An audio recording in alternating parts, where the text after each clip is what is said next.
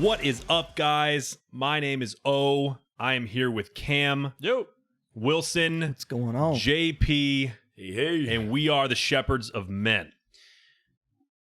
In today's episode, I want to talk about winning as a mindset and winning and how to create it as a habit in your life. But first, let's go ahead and knock out the message. We as the Shepherds of Men are looking to connect with other men in our communities, raise, empower, and lift them to the next level. If what we say offends you, sorry, not sorry. We're really just trying to empower positive masculinity and people that want to control their life, not from a controlling aspect, but take control of their life. JP said in an episode before, I act on life, life doesn't act on me. That's who we're looking to connect with. So, come with an open mind. You may not agree with everything we say. I promise you we're right 100% of the time. I'm just kidding, we're not, but pretty damn close. yeah, we're real close. Probably 99.9%. Strong 99. If you disagree with us, you're wrong. And I'm just kidding. Seriously. We call them opinion facts. Opinion facts, yeah. Opinion facts is what we come to the table with. No, but come with an open mind. We are here to connect, obviously, with people that are like-minded, but we are very tolerant of other opinions. And who knows, maybe it'd be refreshing to see things from a different angle. So that being said, again, we are here to talk about winning as a mindset and creating the habit that is winning. I guess got to throw something in there. That you use the word tolerant, and I threw up in my mouth a little bit. That has nothing to do with the topic, but I couldn't not say it because I was about to explode. So anyways, pray continue. Well, while we're on hashtags, if we're talking about winning, I have got to work on my introductions, dude. Oh no, you're like stupid sick with your introductions. I was Like, thinking it's the like, same thing. in a world. We've talked about this before, where it's just like, There was a I will little tell you girl. this: if the world was coming to an end, I'd want him to be the one to tell me. Dude, he should announce it. He Yeah, should he'll announce announce it. it. I'm in. Sign me up, dude. Fuck. Yeah. I'm in. Yeah, dude, he needs to be like sports casting. I'm going to go and let you guys know it's not happening yet. Well, sports counts would Yeah, be you good couldn't right really do now. anything Like right right now. now, It's you'd be not like- unemployed. You if could do you're- the introduction, yeah. and then it'd be like, that's kind of it. Yeah, That's yeah. it. This is probably a great time to learn, though. You could just mute the non-existent basketball game. So do you guys know they were going to do the basketball games and not allow people to come in? Yeah. You know how awkward it would be? Oh Like, my gosh, I was so glad they. nobody cheering. Did you guys see that there were nobody two on court. teams that were playing? I don't know if there were two teams at the March Madness tournament this year, and it was just two teams scrimmaging. Yeah. Oh, it was hilarious, dude. Yeah, that's what it was. Yeah. That was They what it was. They awarded Florida State with the ACC championship. It was the most awkward thing ever. Oh, my like all the God. teams were just standing around each other, and they were like, "We're gonna." And there's some old white dude that's the commissioner of that league. That's like, "We're so proud of Florida State." Dude, even Florida State didn't want to take it. no, Like, how what could you the hell? possibly want it? Oh no! Come yeah. on, get out of here. They Anyway, said, sorry, we're off. yeah, topic. sorry, I didn't mean to. No, interrupt we're you. They talking said- about winning. It's all good. It is winning. Vanderbilt. That ain't how you want to win. But They were talking I about want to win, but keeping crowds out of games and stuff like that. And they're like, Vanderbilt's been training for this for years. They showed like an empty stadium with them out there yeah, playing. like Vanderbilt now, but yeah. that's rough, dude. Gosh.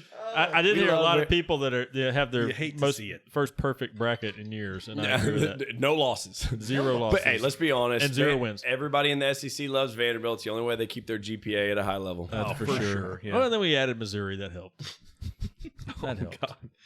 Yeah, seriously. I mean, All right, so back to the topic. This episode, I want to talk about winning as a habit and how to create it.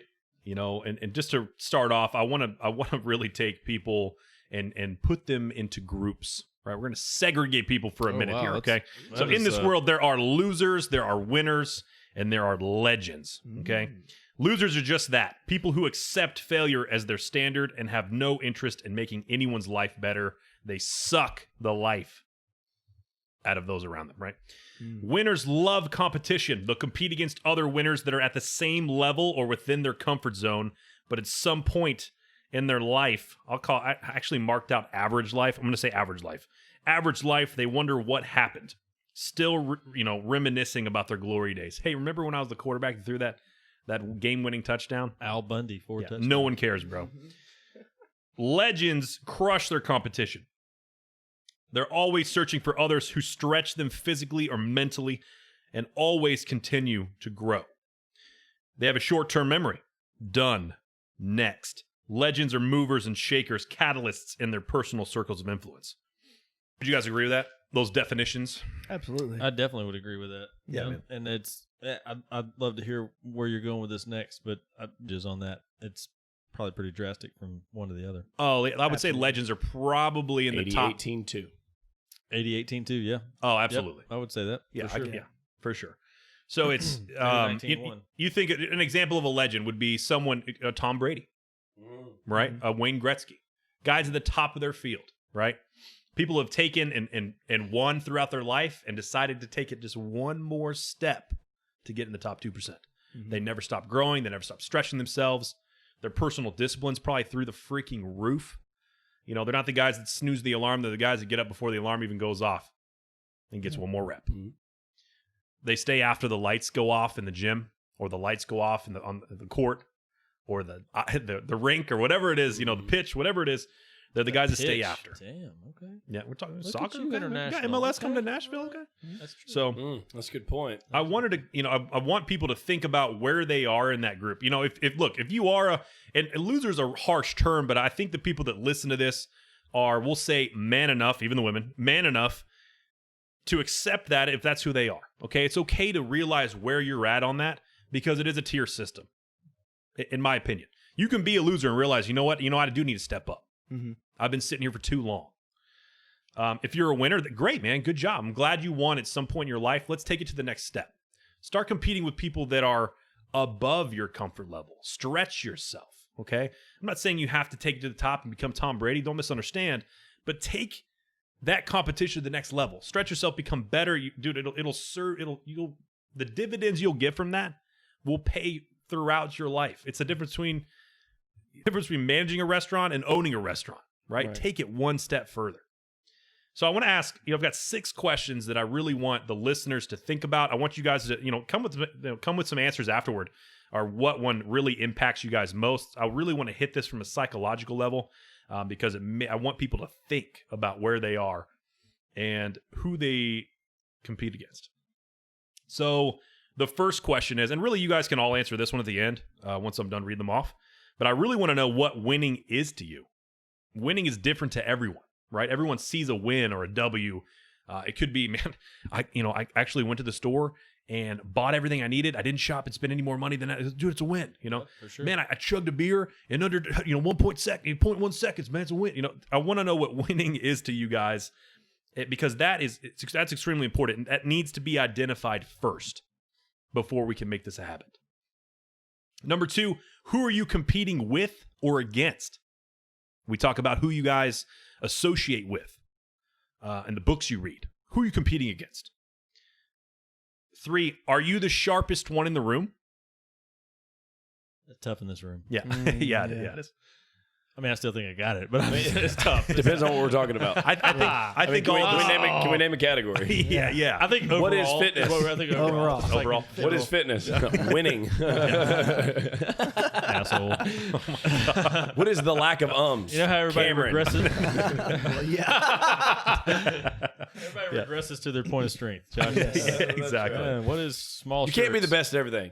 No, you cannot. Let me have this. Who are deep V's? When's the last time you picked up a video game controller? You're winning. I don't know if that's something I want to be proud Oh, of. no kidding. 4. So, Like a monkey trying to fuck a football. Like, Did you pause it? so, Chris, why are my buttons not working? Because you're holding the TV remote, you moron. it's actually- That's not the game remote.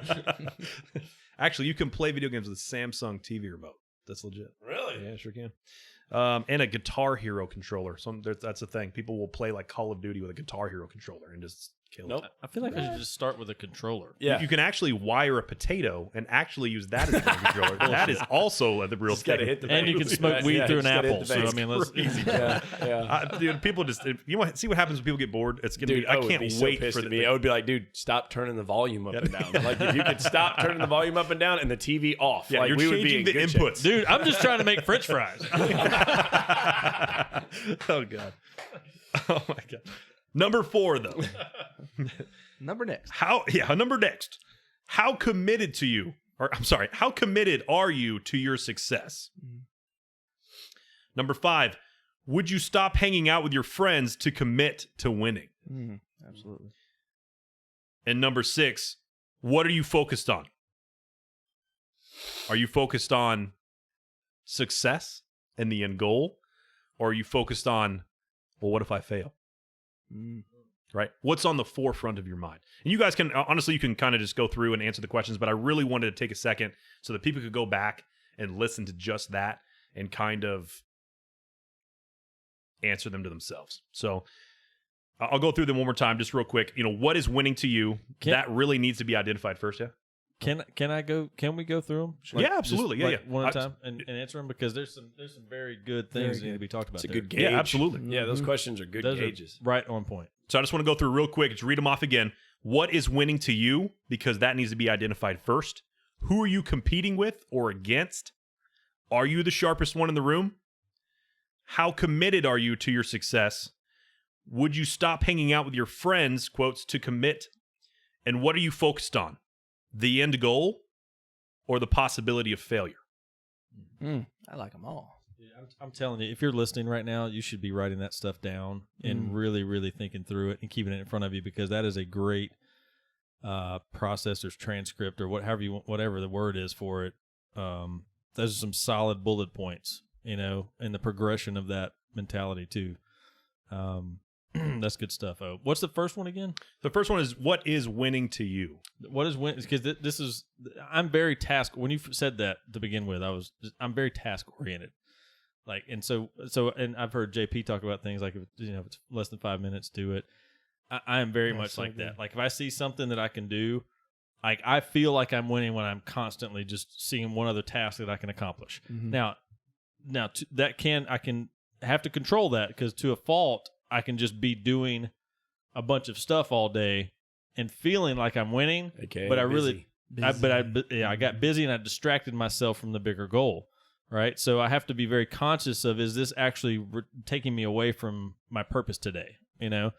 But winning to me is accomplishment. It is checking things off the list, and I'm not saying that's good or bad. I'm just saying that is what it is. But I'll tell you, the other piece of winning to me that has happened more over it over a number of years, but I was reminded about it again last night, is the attitude.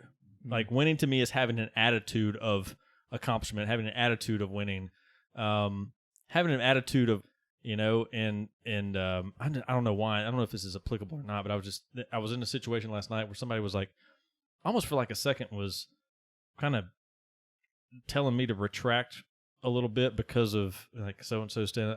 I stopped. I was like, I don't give a shit. They'll be okay. They're humans. Like, they're going to be all right, But like winning to me is being able to say, I don't give a shit. It really is like being able to, like, when you feel something, I guess the point I'm trying to get, or the thing that's going through my head, is winning is when you feel something and you actually have the balls to say it. That is winning to me. Yeah. And now I'm not saying you need to be a dick. I'm not saying you should be a jerk. I'm not saying that everything you think really needs to be said. But I am saying that you're not holding yourself back. You're not filtering yourself. Right. And there's a confidence that comes with that. Yep. And we're going to talk. A lot of people may be listening right now and think, that's so, like, I don't understand that. Right? If you don't understand that, we're going to talk about how to develop that on a daily basis, weekly, monthly, year, your life, and ultimately your life. Right? So, but that is good, man. When you're winning all the time, you have that confidence. Well, you get it because of because of those other little tasks all day, where you've created a habit of winning, of doing little things. Then it becomes, when something comes at you, you're like, I'm bulletproof. You're not, obviously, but your mentality is bulletproof. You constantly overcome. Yep.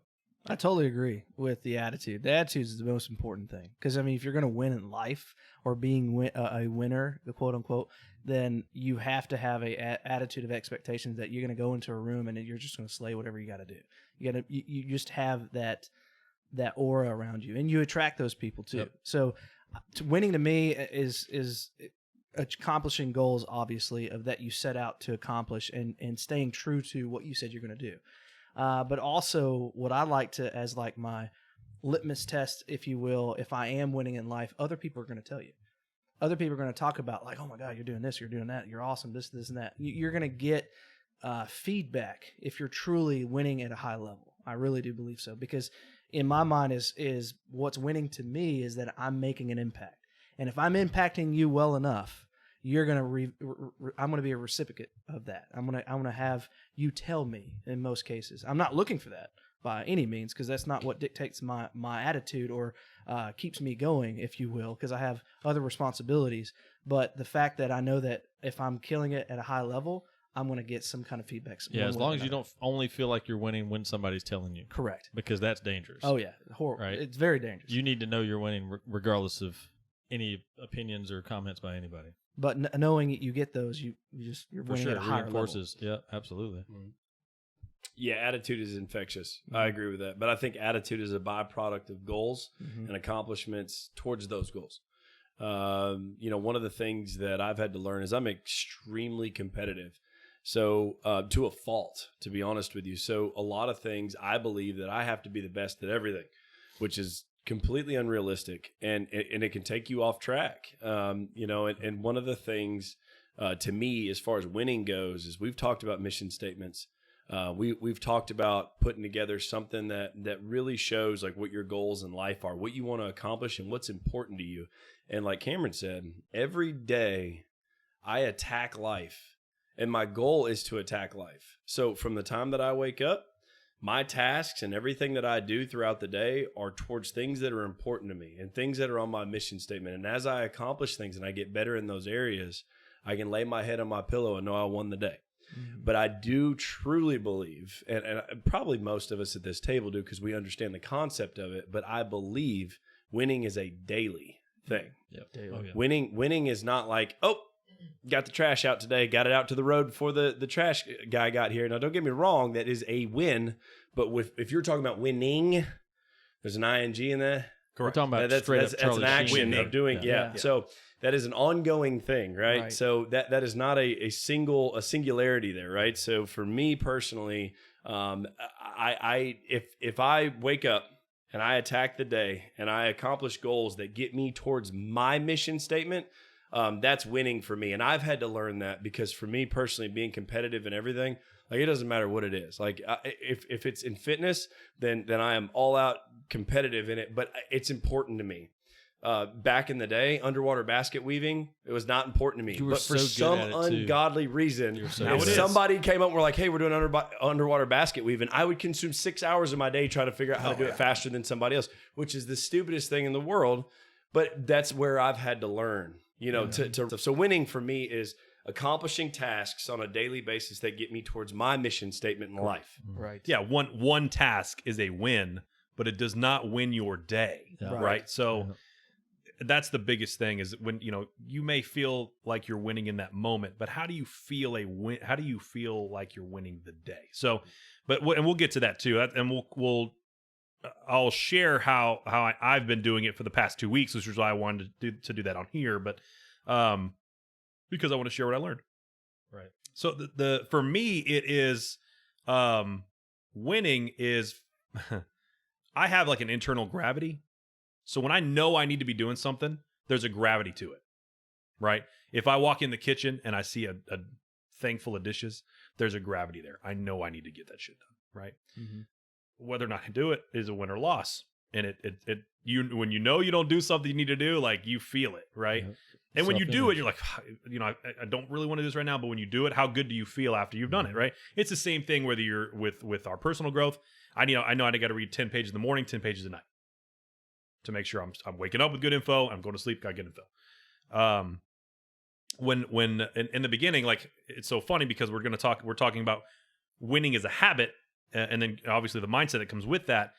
In the very beginning, when you know you need to do something, there is a gravity to it, right? There's a resistance. And when you do it and you don't want to, there's a win, right? You may not call it that. Maybe you call it something different, but you feel good about doing something you didn't want to do. Or maybe it's going to the gym, or maybe it's eating right. Or maybe it's, I don't know, your wife wants to go do something that you don't want to do and you do it anyway. You feel good at the end of it. You're like, man, I'm glad I did this. Yep. Look how happy she is. So, but the biggest, for me, it's the gravity. It's fighting that it's like trying to push two magnets together, and they flip over and they stick. Yep. That's what a win is to me. Is doing something I know I didn't want to do, but I did it anyway. Or when you go for it the 5th time and she says yes. Yeah. Oh, Perfect. yes. I know. Winning. It paid off. Winning. Talk about Yep. magnets. Oh my god. Ew. Hey-o. Something with an electromagnetic. Hey, if she says no for the 5th time, she means it. You're right. You're For right. sure. Mine means it too, honestly, but but I keep trying. Well, 'cause something you I'm learn in stubborn. sales is just got to try different positioning. Right. Yeah. Like, okay. But anyway, But it's an action thing. To get back on a little bit of a serious note, it is an action. Like, create any habit. Any habit that you're going to create takes action. And the activity of it. You were talking about. We both were talking about attitude. There's the two things you control: action and attitude. There's the only two things you can control. Is how you're going to approach things with your attitude and what you're actually doing physically, what your actions are, and if whether the habit is eating right, whether the habit is exercise, whether the habit is winning. Whatever it is, it takes action. It does, yeah. And your attitude's a multiplier. You've said this, a long time ago. You went on a whole deal about it, but your attitude is a multiplier of what you're trying to achieve. I tell my boys that all the time, dude. That's something that's a conversation I have with my boys all the time. Yep. Who controls your attitude? I do. Okay. So I thought. And things change. Now say it differently. Yeah. Right. Say with your chest. Yeah, say what you just. So number 2 question was, who are you competing against? Mm. Dude, one of the biggest things that slowed me down in my 20s was the people I was measuring my life against and the people I was competing against. And obviously then was video games, and that was something that, and just to come at it from that level, because that's how I know I can adjust, but you can apply this to anything. When I was playing video games, I like to play in private lobbies, which means I just played with selected people, right? So I played with just my friends. So it'd be a team of maybe someone else we knew, right, that thought they were better. But it wasn't online. I rarely ever played online because I was afraid of how I would do. Until I did it. And I was like, oh my God, dude, I'm crushing these kids. This is easy, but at the same time, These would you 8-year-olds ain't got shit on me. talk smack, Kevin, get your mom to get you a Pop-Tart, bro. Hot Pocket, what? Go get you a boat juice, bro. Yeah, bro. Yeah. Dude. Oh my God, dude. I could go on that all day, but it's funny to me because, we have so many, some people have a lot of positive voices, maybe in a corporate setting, and some people in a gaming setting, you're definitely not going to hear any positive voices. You're probably going to hear, like I said, Kevin speaking to you in about 8 different dialects, talking all kinds of smack from every direction, right? Telling you how you're going to fail. So pulling off those wins, but forcing yourself outside of your comfort zone to do what you want to do. You can play intramurals, or you play in the league, right? And it's the same exact thing. Who are you competing with? Are you measuring against your buddy just because you went to the same school, or because you grew up together? You got different goals, man. Who you measure yourself against? People that are going, that are running, people that be with people who are on the same path as you, right?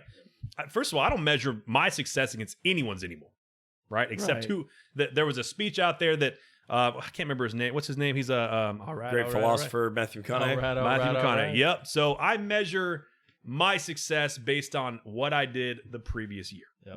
Right. So, or even me. day. I mean, you can break it down every single day, week, same thing. Day, week, month, year, life. So I compete with me. I don't compete with anybody else. And that's something that I definitely want to share because, for one, if you haven't watched that video, please watch it. It's very impactful. Yes. Because it did change my thought process the first time I watched it. But second, stop wasting your time, competing with schmucks, for lack of a better word. Maybe your best friend's a CEO of a company. You want to compete with him. Great, dude. Don't be a bobblehead. Focus on your game footage. I've said it before. Focus on your game, not theirs. What do you got, Wilson? I was going to say me versus me. That's who I am now. Now, I had to mature to that. Now, most cases, when you come into this success mindset and growth mindset and things of that sort, what we fail to do successfully in the beginning is focus on you and what your strengths are and continue to develop you every single day and become better you. A lot of people go and say, well, crap, I'm never going to be like that guy or never going to be like that girl or never going to have whatever they have. And that's where your perspective is wrong. You need to change that. Look in the mirror and focus on what you can improve daily and have those wins formulate a habit that where it goes, you get addicted to the habit and to the success and to the wins. Addicted to W's. Addicted to the wins. Yeah, like what O always says. But for me, it was me versus me. Now, I'll be honest to the listeners. I was never a very competitive person when it came to things that I didn't care about.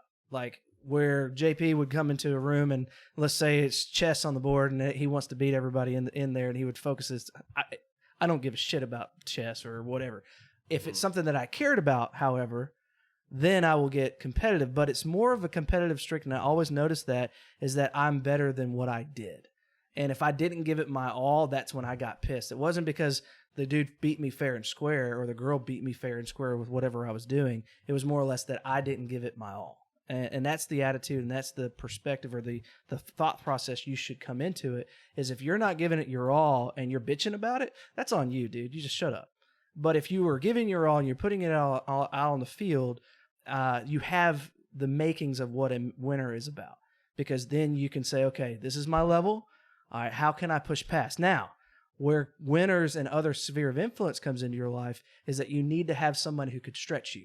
Like with JP, if you go work out with him in the gym, you look to him and go, damn, all right, I got a lot of work to improve. But I'm not beating myself up because I'm not there yet. I know where I'm at, and I know that's a goal, if you will, to get to that. Hopefully that translates. Well, you nailed it when you talked about maturity. That's exactly what I was going to say is, there's like, what you were talking about is, initially you're competing against other people or whatever, in whatever environment. And I'm more like JP than I am like Wilson, where like I just want to win at everything. Like I just do. I don't know what it is. Like sometimes I wish I could turn it off, but I just can't, all the time. And I have matured to a level where there's certain environments after a lot of time I can sit back and go, okay, I don't have to win in here. Like I don't have to be, but now it's a whole different, like I am winning because I'm controlling my mind in that environment. So I'm winning differently than I used to think I had to. But then it becomes, so you go from competing against your peers or whatever to competing against yourself, because you realize like, if I'm only competing against my sphere of influence, then I have to continually increase the level of my sphere of influence, the people that are around me, which is not a bad thing. I'm not saying you shouldn't do that. And I certainly think that that's a good idea to continue to stretch yourself like what you talked about, and strive to be at the level of the people around you. And if you have surpassed them, you need to hang out with some, not kick everybody to the curb, but just go, who are some other people that can stretch me? Yeah. But when you've gotten to a point to where you realize that really the catalyst is you, that's really what you should be focusing on, then that's maturity. That's when you got your ego out of the way. And you've really said, like, the only way I get better is to focus on what I can do better. And I will admit this, over the last week or so, well, not the week or so, but a few days in the last week, like I was just having some challenges with some things, but it was like a challenge with this person, a challenge with this person, a challenge with this person. I had to just stop and go, I'm the one that's having challenges with all these other people. Like maybe it's me. It's one of those things where you go like, if you're the one that's having problems with everybody, maybe you should look at the one that's like the common denominator. Can you say that a little bit louder for the people in the back? The people in the back. Yeah, listen, sure. If you have challenges with everybody in your life, or if you constantly are being like, this person this or that person this or whatever, I disagree with, like you might just need to stop and say, what are some things I can do better? I'm not even saying you're wrong all the time. I'm just saying take a minute, drop your ego, male or female, drop your ego and go, what can I do different? What can I do better? What am I doing wrong? Like just self-reflect for a second. And I had to do that. And really a part of it was just, I just had to check my attitude a little bit. I was letting everything get to me, and I just go, I'm not going to say that it wasn't even that person or those people. It was just how I was choosing to react to things. I'm not saying that the other party was right. But the fact of the matter is, they don't control my life. They don't control my attitude. I do. Right. So how do I react to it? And that goes back to like what who are you competing against? At that moment, I'm competing against myself. How do I get better? I think that's, and honestly, that's a mature mind's the best way to handle it, because we have to be careful when we're competing against other people. If you're playing a game, don't misunderstand. Like that's different. But if you're in life, when you're competing with other people, you have to be real careful, because who is setting the pace? Who's setting the standard in this competition, right? Ask yourself that. Okay, I'm competing with Joe, or I'm competing with whoever to get that. My dad's name is Joe. Want that car that Joe's got? You know what I'm saying? So it's okay. Now Joe's setting the standard, right? You're allowing Joe to control you in the competition. He's already won, bro. You already lost. Yeah, you should be setting the standard. Yeah, exactly. You set the pace for your own life. For your own life, yeah, exactly. Own life. Now, one thing that I did battle with on my own personal development was being perfect at stuff. And there's no such thing as being perfect as an individual, that it's fallible. We are fallible human beings. So you could strive to be the best that you can be, but if you're all about, I got to do everything perfectly to the T and it can't mess up and can't mistake, you're failing right then and there. Perfection will drive you insane. Yeah, it'll I tell drive my you guys all the insane. time, don't let perfect get in the way of done. Yes. Oh, dude, Or even strive. excellence. Sure, strive for it. Yeah. Yeah, strive for protection or for Hey, that Yeah, too, that depending too, on where yeah. you're at in life. You Hold might want on. to strive for some protection. Strive- Kind of a big deal. I'm going to need a lot of protection. Strive, totally different strive for mentality. perfection, but be okay with greatness. You know, Yes, greatness. Oh, yeah. because like you said, you're not going to achieve perfection. So I'm going to go. I'm going to go in a little bit different direction than you guys, and kind of. I guess it's kind of the same direction, but still by the same great philosopher Matthew McConaughey. The speech that I heard was when somebody asked him who his hero was. And to me personally, a hero is who you strive to be. Yeah. Generally, when you have a hero in your life, it's somebody you strive to be. And he said, my hero is who I am in 10 years. Mm. And you get to think about that for a minute. And you're like, dude, this is like a beach bum kind of guy, you know? And you start thinking about it and you're like, dude, that's freaking awesome. Like, that's the best answer in the world, because it is me versus me, but it's you versus a better version of you. Yeah. Yeah, Like- it's not even true. You You're versus computing you. it- the future self. Yeah, and you look at this as like, and this, like, you could take this as an inflated ego, whatever it means, whatever you want to take it as. But the JP 10 years from now is vastly better than the JP today. And I'm talking about in every aspect of my life. A little more vascular. More vascular as Yeah. a father, you know, as a husband, you know, intellectual wise, financially, like everything about me is better. And for me, if I compete with that 10 year from now JP, then that 10 year from now JP is going to be better than the 10 year from now JP. So let's That's multiplication. not and addition. that's Yeah. yes. big And so and I know that's deep, and some people might not be to that point yet. Some people might be to the point in their life, and please understand that if you don't relate to that, it's okay. Start with small steps. Just get better tomorrow. You know, some people may look at it and go, 10 years from now, I'm probably going to be dead. You know, there's people that think like that. But what you do is, tomorrow I'm going to be better than the person I am today. I'm going to attack life with enthusiasm unknown to mankind. And then tomorrow I'm going to do it again, because tomorrow I'm going to be better than I was today. And start like that. But for me personally, the person that I compete with is, what does JP in 10 years look like? In 2030, what does JP look like? JP looks like this. And it is my vision board for who I am in 10 years. And then I can go, okay, I know you're better than me because I've pictured you as better than me. How do I get better than you? And then in 10 years, all of a sudden you go, I underestimated myself.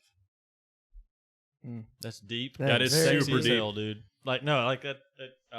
I like that because it really forces you to think about, what do I need to do to surpass that man that I believe I'm going to be in 10 years. I need to go last. And some more people, often. no, but here's the crazy thing about it. And you said, hey, you know, some people maybe not thinking at that level yet, and that's great. Everybody's at a different spot. You know, there was a time when you weren't thinking at that level, or any of us would have even grasped what you were saying. But there's also a time in school where you learned addition before you got to multiplication, right? I mean, like, so just break it down to the simplest form. Like, you learned how to add before you learned how to multiply. Josh just talked about how to multiply. Some of y'all just need to learn how to add, right? And the fact is, like, just be okay with where you're at. But like, that whole thought process of people are going to see that as arrogant and cocky and all kinds of other things, and that goes back to the maturity. It's mature. Like, once you start developing a habit of winning, you stop worrying about what sounds cocky and what sounds arrogant or whatever, because you already know you're winning on the humility side of it too. Well, if you're thinking that, you're already too focused on what JP's doing and not enough on yourself. Exactly. Right. Exactly right. And that's the beautiful thing about focusing on you. You versus you, no matter where you're at on that spectrum, it doesn't matter. And that's the beautiful thing that sets you free from everything else, because you're so fixated on Facebook, Instagram, and all these other people's lives. Focus on you, man, and just get yourself right. Yeah, and how do you stay humble? Like, how do you keep yourself in check? You have to keep yourself in check. Exactly. Right? Like, check up from the neck up or whatever. Yeah, that's good. I was trying to say something cool from a 90s movie, but I think the process of who you're trying to become would be humbling in itself, right? The challenges that you interact with. So next question is, are you the sharpest one in the room? This one's should be short and simple. You should not be the sharpest one in the room. If you are, find a new room. Oh, I feel so much better now because I was like, I thought I might be until what JP just said. No, I'm kind so of wondering. I and now agree I'm you totally should okay with all three of y'all being sharper than me because then I'm stretching myself. So Yeah, I'm see, I'm good. good. I was thinking to myself, my mindset, I was like, hell yeah, I am. But then you just said that, and I'm like, well, fuck. That was wrong. So listen. So me I gotta and leave. Wilson, this is Yeah. All right, we're now done. this is what's great about this. So me and Wilson had this conversation on the way to Nashville. We were sitting there talking. When you come into a room, there's you have to be mentally mature enough to understand where other people can benefit you. So from a fact of the matter is there's certain things about the way to present myself and my speech and how to say stuff that I could pull from Odin. I mean, just directly as far as this podcast goes, as far as speaking that I could get from Cameron and coming from the heart that I could get from Wilson. So there's different aspects about what we do that we can learn from each other. So you may be the best man in the room when it comes to, whatever. Like, let's just say like fitness is an easy one. Let's say if we all went and did a CrossFit workout tomorrow, I could probably outdo everybody at the table. Does that mean I'm in the wrong room? No, not necessarily, because it depends on what I'm going for. What am I looking to gain from this table? Because if I'm looking to gain something that I have other guys in the room that can stretch me, then I'm in the right room. Well, and I'll tell you that one of the most powerful things about this foursome, and we talked about this when we were first developing this movement, is that how different we all are and how we all have different strengths. And I think one of the most encouraging things for anybody that's listening to Shepherds of Men is realizing you're not just listening to one person. You're not just listening to one mind. I mean, it is one mindset from a core, but there's different perspectives, and there's different talents, and there's different giftedness, and this is going to even sound arrogant, but I believe that we're doing something that nobody else has done to this point because we're doing it as a foursome instead of as a onesome, or even a twosome, right? I mean, it is truly. And if once you get to know us, and some of y'all have to a degree by listening to us for 20-something episodes now, but we are truly all very different. And yet our core is very, very, very similar. But like Wilson has his strength. JP has his strength. O has strengths. O has his strengths. I have my strengths, right? And when we can bring them all to the table to not necessarily create the perfect whatever, but to create a more whole whatever, And to your point, the fact of the matter is, and O hit on this earlier, if you sit down at the table and your primary focus is, well, I'm better than all these guys at this, and that's all you focus on, you're missing it. Yeah. You're losing. Absolutely. You are a loser mindset because the whole thing is like, well, I could beat all these guys at this. The last thing I think about when I sit at this table with you guys is fitness. Like there's because I'm not assuming. I don't know how to take that. I don't mean that in a bad way. It's not the beer bellies. It has nothing. I'm being serious. This is the last thing I think of, because when I sit down at this table, there's so much like knowledge and mindset that I can pull from each one of you guys in different aspects. That's where my focus is. But sometimes, like you said, some people, when you got that loser mentality, you go in there and you go, well, they might get me on this, but I'm better than them in this. So I'm gonna focus on this because I'm better over here. Well, And then you're not. and You're closed-minded. grow. You're closed-minded. I'm going to say something real selfish here, because what I saw when y'all were because the three of y'all had discussed this project before I came to the table on it, what I saw was a vision that I had somewhere inside me for myself, but then I saw the pieces I was missing. Yep. If that makes sense. Yep. So I saw something that stretched me, but also added value, like something that I could never do on my own because I didn't have what the other three people had. Mm-hmm. Right. And it goes back to what you're talking about. Like, who are you associated with? Now, does that mean that we never need to add anybody else to the fold? No, I think that's stupid. We've said that before. We can't truly do what our vision is to do with just the four of us. Correct. Like, we got to bring more shepherds to the table at some point whenever that's right. And that's not an easy thing or whatever. That's not just like, hey, take a number. We're not hiring. That sounds stupid, but whatever. Yeah. Like, we got an extra chair in the room. No, that's not how it works. Applications. Accepting Yeah. applications Yeah. to be a shepherd. Bring your staff, if you know what I'm saying. Jeez. Hey, but we could always ask the listeners, if you feel like you can step up to the challenge, man. You show us. Send us some audio. Send us some Send us audio. some Send us some audio. Yeah, send thought us some audio. process. But I How don't even could mean you add value I to don't even mean everybody from a else? podcast standpoint. No, I just just mean general. from who we are. Yeah. And what we're doing in our society, in our community. Like, more people that are that are, I mean, I think we have some. I really do already think we have some listeners that are like, I'm a freaking shepherd, dude. You know, and I want to associate with these people. And I guarantee you, if they did, then we'd get value added to us. I'm not talking about O'Neill's editing magic that he does with our podcast and the insanely great introduction voice. I guess I don't know what you would call that. I'm just talking about an audio of talking about something that really matters to him and stuff like that. Yeah. As far as feeling the heartbeat, you know, from the microphone. But I'm excited about it. I mean, it's happening. It's gonna happen. We're gonna have some people, and we're gonna have some pretty influential people coming up here soon. I'm pumped. 100%. Yeah, absolutely.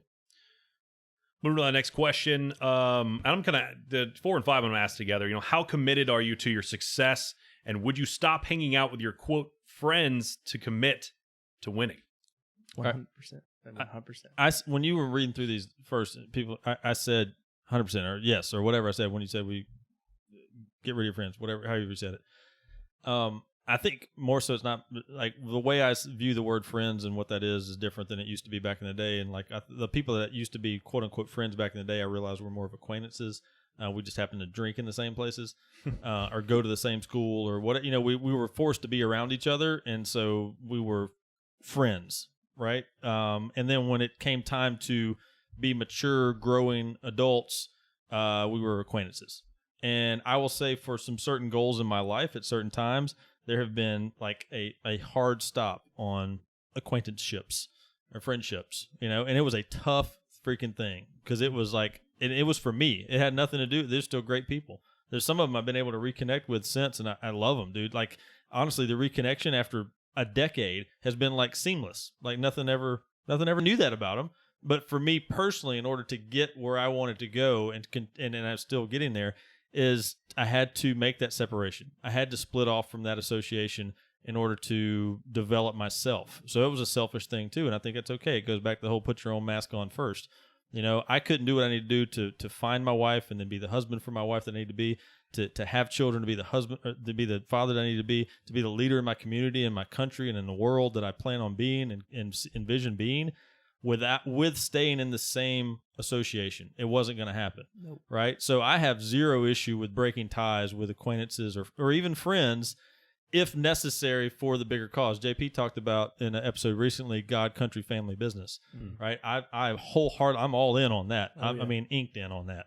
So, and people will get messed up about that, and that's okay. But I think a true friendship would not. A true friendship would say, hey, this is something like people talk about like athletes. Think about Kobe, okay? There's been a lot of talk about Kobe since he's passed. Yep. Like, do you think that dude lost some friends in the process of becoming one of the greatest basketball players to ever live? Absolutely. And one of the most influential athletes to ever live? Yeah. Of course he did. What's cool about it is he lost some friends and gained some brothers. Yeah, and exactly. the same guy. Exactly. Him and Shaq hated each other. Mm-hmm. And then all of a sudden they came back and they became brothers. Yep. Right. Because it's a respect, not just that's right. I have fun with you. That's right. So that would be my answer to it. I'd agree with you 100%. A lot of people that I used to think were friends were acquaintances. Mm-hmm. Yeah. There's a difference between friends and brotherhood. When people say keep your circle small, like that's real shit, man. Like it really is. Like you can't entertain the masses. Like it just doesn't work, and stop trying. Like that'd be some of the best advice that I would give to some guys out there is stop trying to entertain the masses. Because I think people try to do that, and some people are worried about hurting people's feelings, and I was that guy. I tried to make everybody happy, and now I don't give a shit if you like me or not, to be honest with you, because I have my priorities straight. That's the biggest thing. When you talk about being how committed are you to winning, dude, it's everything to me. But it's everything to me because I've got my priorities in order. Because if I win at whatever cost, if I win, my family's in great shape, my faith is in good shape, I'm doing what I need to do as a productive citizen of society in this country, and I'm winning in a financial perspective. If I've got my priorities in order, winning is everything. Everything to me. There's a balance to winning too at large levels. So there's something, I was watching something the other day with Amelia, my daughter, and they were talking about magic, right? And the more powerful the spell, the more sacrifice that had to be given, right? So it had to be, whether it was life or whatever it was, right? If you're bringing someone back to life, in this instance, they were trying to bring someone back to life, so they had to give life, right? So because it's such a powerful spell, right? So now I was sitting there thinking, I was like, you know what? That directly correlates to success, right? The bigger the win, the more sacrifice you will have to make. And I'm not saying you're going to kill someone to succeed. Please don't get me wrong. I'm trying to be very straight and narrow with this. Right? Yeah. No blood sacrifice here. No goats. The biggest thing is, though, you know, if you're trying to win at a monumental level, you're going to lose some stuff along the way. And you have to be okay with that. Even if you're trying to start your own business, your friends may not come to your business. They may not, dude. And it may not. Don't take it personal. Focus on your win, right? If they are real friends, right? There's friendships, there's brotherships, as I call them. Which is a funny word. I like to use it. But the biggest thing is your friends, your brothers will show up to your business and they will support it. Sure. Because it's something you believe in, and they want your brothers will want you to win. Your friends will be like, oh, it's pretty cool. Yeah, I'm gonna go do this thing. You know, that's the huge difference. I've seen it time and time again, and I know you guys have too. You know, Wilson, what, you know, is that something you'd be willing to give up? Would be absolutely friends or acquaintances? I learned that through some series of events, working with Cam and some other leaderships, and just developing ourselves, and you really figure out who really has your back, and who really is your friends. And out of all the ones that I would say through high school and all the acquaintances that I've created over those times, literally only one stands out, friend-wise. And then if I wouldn't have chose that path, I wouldn't be sitting at this table. And I wouldn't be sitting at this table winning at a higher level, because the people that I'm sitting at this table with stretch me. So what you're giving up to you, because I was just like JP, is I was the yes guy, the make you feel happy and lucky, and I wanted you to be appeased and stuff. And then until I figured out one day, it's like, this is going to kill me.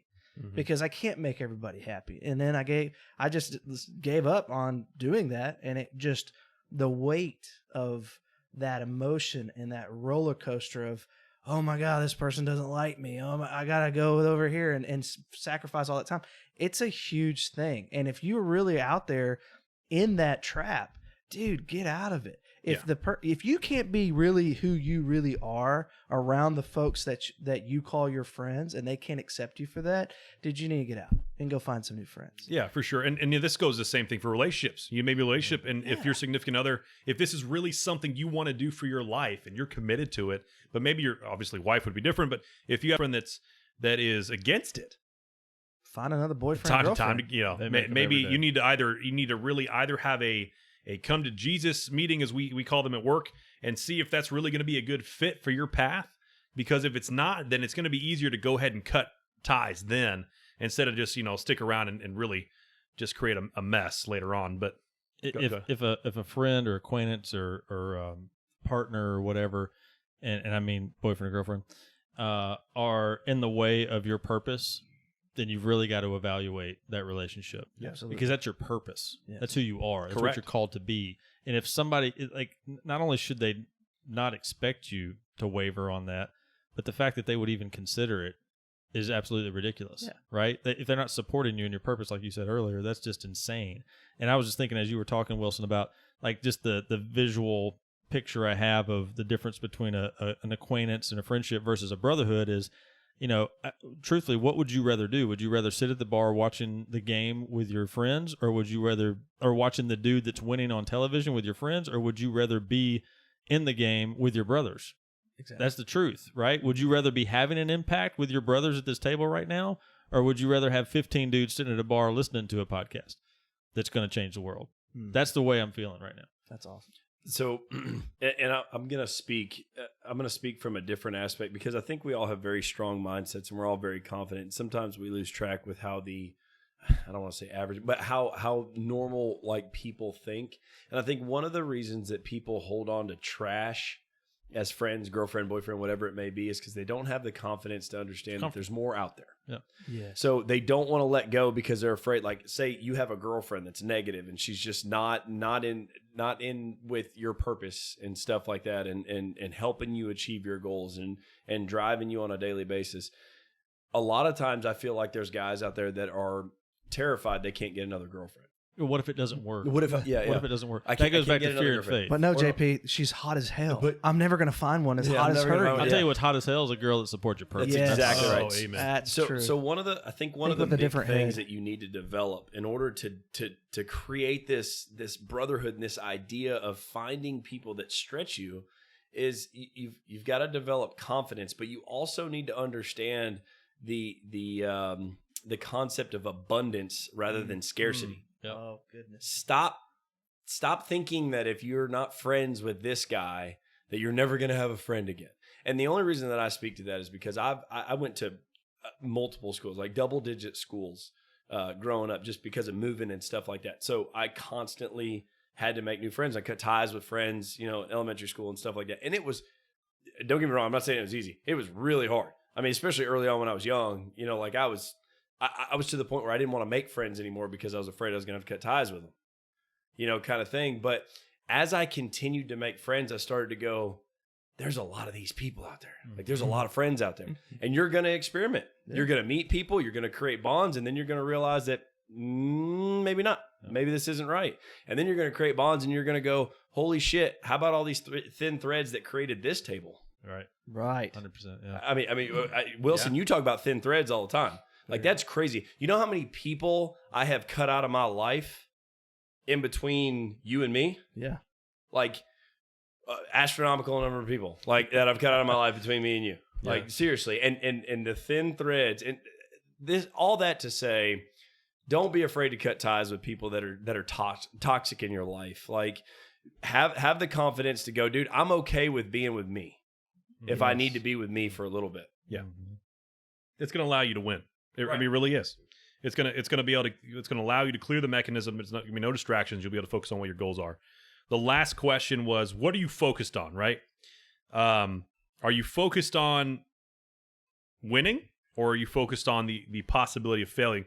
And I want to share a story on that and then we'll kind of wrap up after that, but with a closing statement. But the biggest thing is, what are you focused on? Success or the possibility of failing? So I set a standard on my team. And I had a lot of feedback from a negative perspective, which is pretty typical. It wasn't a difficult standard. It wasn't my standard. It was the standard across our region. And I set it, and I said, if you can't hit this standard, then these are some things I need you to do. Because I'm trying to get everyone up to the standard, because most of everyone on my team is below standard. There's only 2 or 3 people that are above and crushing it. So I had a guy come to me, and he continually tried to poke holes in my standard. Continually. Well, it's just not fair. Okay. It's just not fair. Why is it not fair? Please tell me why you think it's not fair. Well, I just think that if we've done that, if we've been able to, like if we surpass our expectations the month before, then we shouldn't have to worry about them this month. It's a new month. I'm now. dead serious. I'm all breathed up. I Right. heard somebody say that one time. Like I breathed yesterday, so I don't have to do that. Yeah. So if I surpass the expectation, or if I meet or exceed expectation last month, I shouldn't have to worry about this month. I said, okay. Tell me how you could apply that to anything else in your life and you succeed. He couldn't. Okay. So, and then it came again. Well, I serve in the military, so I'm gone a weekend in the month. Should I be held to the same standard as everyone else on the team? I said, look, I appreciate your service. Absolutely. I said, absolutely, you should be held to the same standard. Why would you water down your standard because you're in the military? You should appreciate that. Exactly. You I should said, be I higher. appreciate your service and the sacrifice you make on a monthly basis to serve our country. I said, however, I will not water down the standards of this actual way. And I said, you took this job and you accepted the monthly standard, so why would I break it down to weekly level?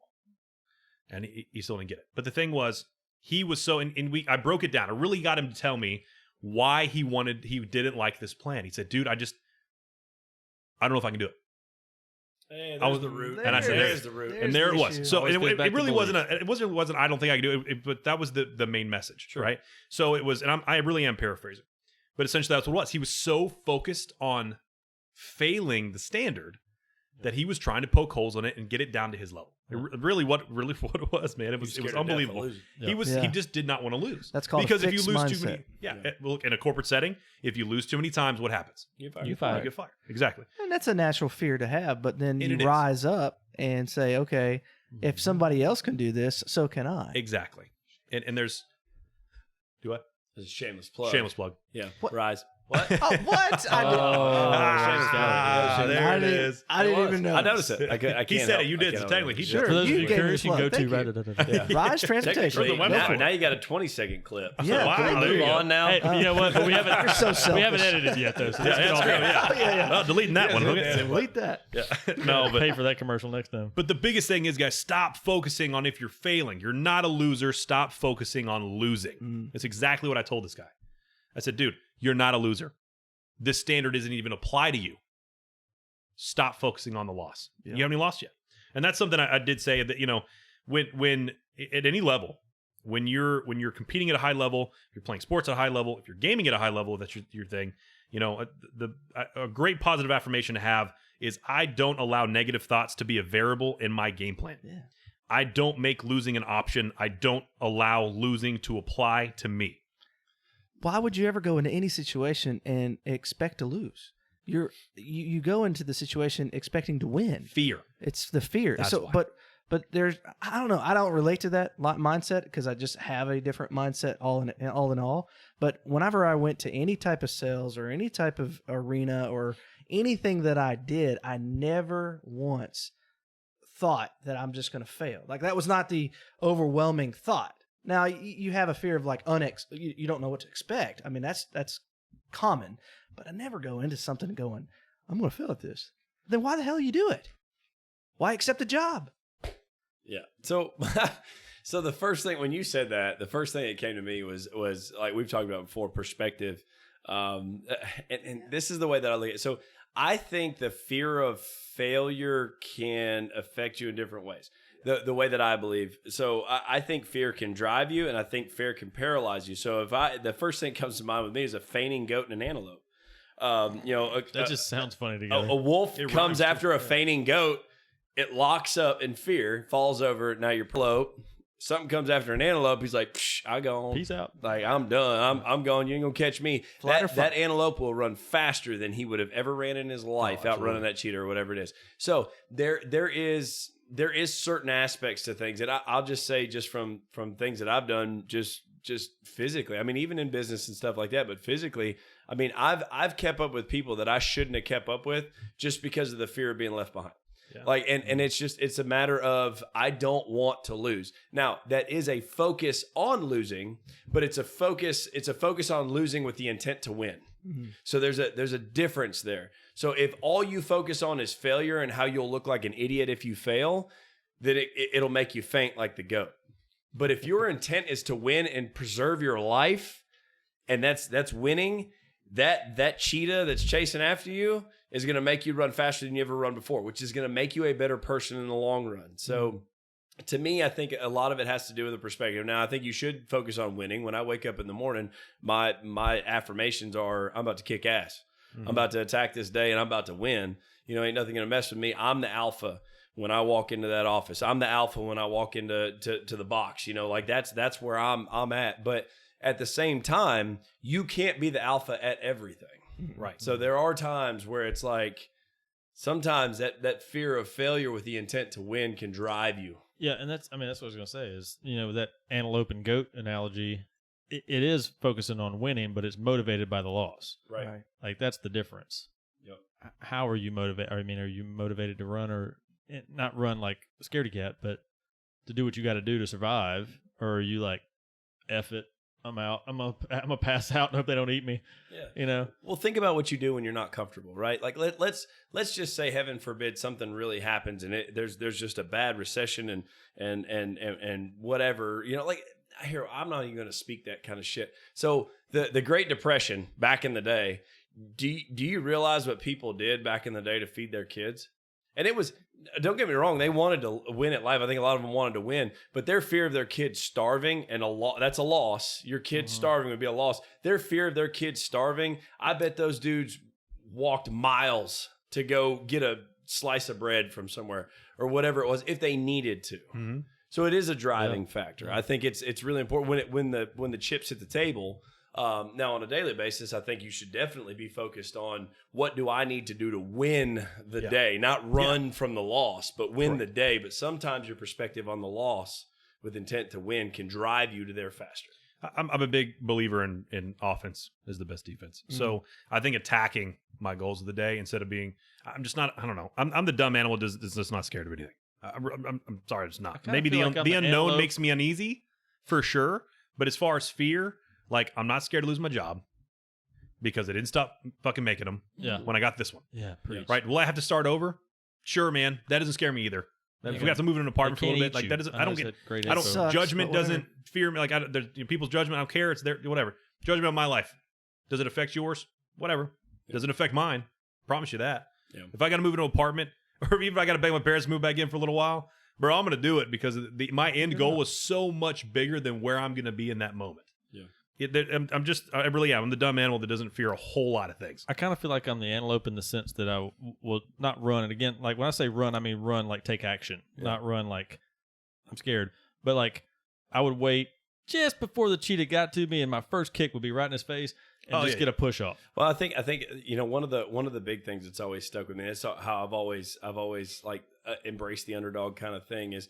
The wolf on the mountain is never as hungry as the wolf climbing it. Yeah. Kind of mentality for me. So, I mean, even when I did that competition years ago, the way that I motivated myself when I was in a 2-hour session in the gym and about to die was nobody expects this small town country boy coming from Shelbyville, Tennessee to come up here to Nashville and win this competition. Yeah. Nobody thinks you're going to win this competition. So that drove me to say, fuck all of y'all. Yeah. I'm going to come in there and I'm going to blow people's... I don't want to win. I want to blow people. I want people to look at me and go, what the fuck did you eat? Yeah. Right. Nothing, damn it. Nothing good. Ketchup packets. So how do we apply all this to to be able to win daily, win weekly, win monthly years of our life, and then ultimately at the end, right? That we can look back on our deathbeds and go, man, I kicked ass. I came into this deathbed on 2 wheels, man. We were drifting on the way in. I mean, that is ultimately the goal, right? Yes. And I like the way, I think from a simplicity aspect, I think the best way to do is come at it from Cam's perspective. And this is something I've applied over the past 2 weeks. And I'll be honest, the sex is better even. There you go. So there you go. Now we're preaching. I'm gonna be honest with you. Damn, what'd y'all talk about? Hey, we're talking about winning. Yeah, we're talking about winning. That's a W, boys. But the biggest thing is it's action items. It really is, and this is something that I've taken from multiple different podcasts that I've listened to, and the simplicity of it is have critical tasks, power play, whatever brand you want to go with, man. There's even books you can buy that have little spots for you to put your tasks on the daily. Jocko, all those guys. And that's honestly it. 3 to 5 things every single day. Write them down, accomplish them, and mark them off. If you do every single one of those, you've won your day. If you miss even one, you lost. And is it gonna hurt? Yeah, it's probably gonna hurt. Your self-image for sure. And you got to put a big red L on the page. Next page, you got to put a big, or a big green W, more importantly, if you want. But the biggest thing is look back over the week. What's your record? Look back over the month. What's your record? Keep those books, man. Look back over the year. What's your record? How many months did you win? Right? The biggest thing is, though, is that I love Andy's take on it. The Andy Frisella's, after 21 days, you can't do those tasks anymore. Now it's a habit. That's a habit. Yep. Mm-hmm. You gotta find new ones. Now you need 3 to 5 new tasks. Yep. So, and you just got to keep going and going and going. And I'm telling you, you'll look. This is only 2 weeks for me, guys. I'm not even at my new tasks yet. And I don't know. You feel productive. That's how you become an overnight success. Right. I absolutely believe that. Hey, man, no shit. That's how you become an overnight success. That's why people look at multimillionaires and they go, "Oh my God, how'd you become a multimillionaire? Did somebody sign you a check for multiple millions of dollars?" But they don't realize that what you just said. I did little shit every day. Every single day. And then over years, they just kept on adding. And that person, they earned every bit of it. Yeah, absolutely. And let's be honest, like, why does that accomplish in your example, the multimillionaire status? Because that's actually harder to do than doing one big thing. Damn right it is. It's actually way harder to do. It's easy to do, and it's easy not to do. Absolutely. And it's your choice to do it daily. Mm-hmm. You have the power to do whatever you want. All you need is a pen, so simple, a green marker, a red marker, and a small notebook. And a set. And a set. Yeah, you're right. And a little bit of drive. But the biggest thing is, it doesn't matter if one of your tasks starting out is make my bed, right? Read 10 pages. Dude, you can start real simple because I promise you over a couple of years, you're going to have your tasks going to be a lot different than what they used to be. And what's going to be cool about that is you'll see the evolution from where you started from I made my bed today, check, right? To, I don't know, buy my new car. So I'm like, you know what I'm saying? Like, buy a new car. I every built a month. helicopter today. I think that's a great point, though, because I think what people do is they underestimate those simple tasks, and what they do is they overload the start and get burnt out. Yep, that's exactly what I want to go with that. You're exactly right. Sorry. Those simple you're tasks build a foundation, and then after that 21 days, your new platform is higher. So then that task can take you to another platform. So it's a stair step, and you're like, how'd you get to the top of the stairwell?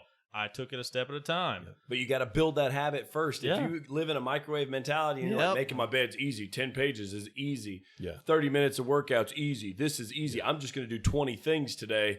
And then after a week, you go, oh, shit, I'm done. This is bullshit. Yeah. I'm exhausted. I'm exhausted. Bro, start See, real I tried simple. that for 2 weeks. Nothing changed. Yeah.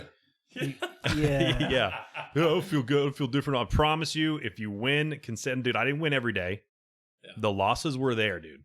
I'd fall asleep before I read my pages, and I didn't win every day. I've got some red L's in there, but my record was a winning record because I felt like shit when I woke up the next day and had to put that red L in the day before because I passed out, right? The biggest thing is, guys, I want to wrap up because we are going a little long, is to be better. Step 1, don't be full of shit, especially to yourself. Don't think, do. Everything you need to be great is already there, man. It's already inside you. But if you don't make that choice to be great, the choice will be made for you. It's time to stop listening to what everyone else says about you and let them judge you by your results. Decide, commit, act, succeed, repeat. That's the process. Decide, commit, act, succeed, repeat. Stop thinking about how you're going to think and fucking do something instead, man. Something I want all of the listeners to focus on today, next week, next month, 4 years from now. Forget about failing.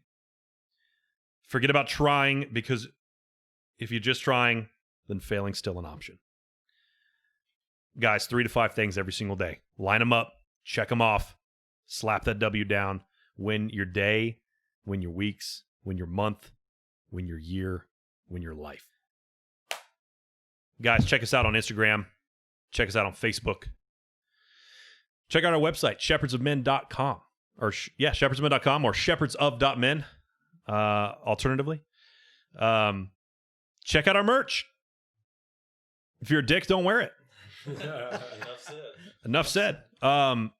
We release episodes every single Monday, guys. Check us out on Spotify, Stitcher, SoundCloud.